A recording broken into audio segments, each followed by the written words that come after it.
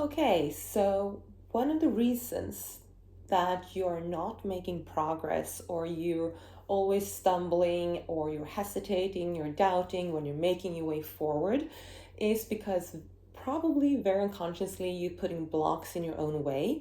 And one of the biggest blocks that we have, which is so unconscious, is victimhood. We do have a poor me attitude and mentality, which is sitting deep inside of us.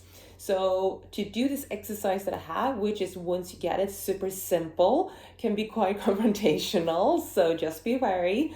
But once you have that, you can apply it to so many different parts of your life and start unravel what it is that is holding you back, and then start shifting into a super powerful empowerment mindset. And then after a while, you're going to see yourself taking those steps that before you weren't taking. To do this, you need to have a certain level of internal awareness. What that means is you need to kind of understand what your inner dialogue is and what narratives and stories that you're telling yourself.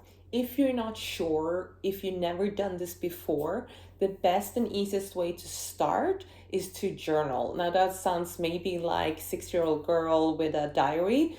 Doesn't matter.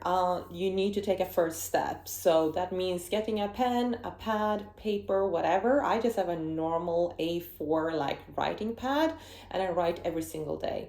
And the idea is that you don't think, you just write whatever comes in your mind. So you start understanding what is the conversation that you're keeping in your mind. Why this is important is that sometimes you will be very surprised, but when we come to the next part, you need to be able to take control over that internal dialogue and reframe it and shift it. So a victim mindset would be using because as a justification to hold you in a past experience. What that means is that, as an example, I can do that something very, very simple as, because my mom was always kicking me out of the kitchen when I was a kid, I don't know how to cook, right? Or because I was bullied in school, I don't have any friends and I struggle to make friends. Or because my parents divorced when I was a teenager, I find it difficult to have a meaningful relationship, right? These are all because this happened to me, I can now not. So we're limiting ourselves incredibly. Now, the next step is to replace the because with despite. And that shifts the whole perspective and makes it an empowerment statement rather than a disempowerment. So you would say, despite my mother always kicking me out of the kitchen when I was a kid, I learned how to cook. Yeah, or I'm learning how to cook, or I want to learn how to cook, right? Or despite my parents getting divorced as a teenager, I am now discovering how to be in a meaningful relationship, right? Or despite being bullied at school, I am now making friends for myself, or I'm taking the steps to make friends.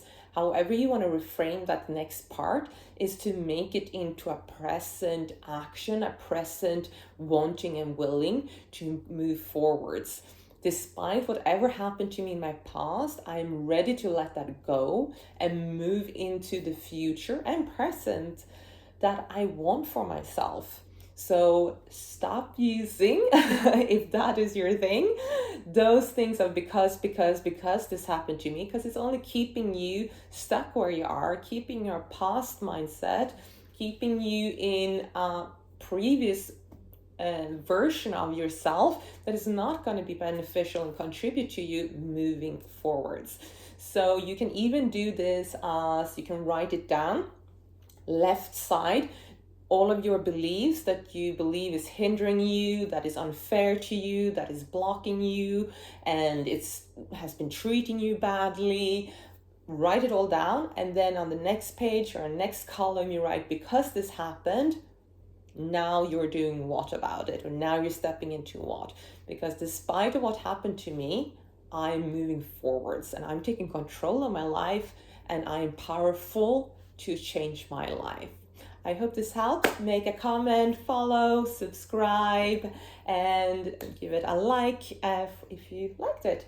Thank you very much.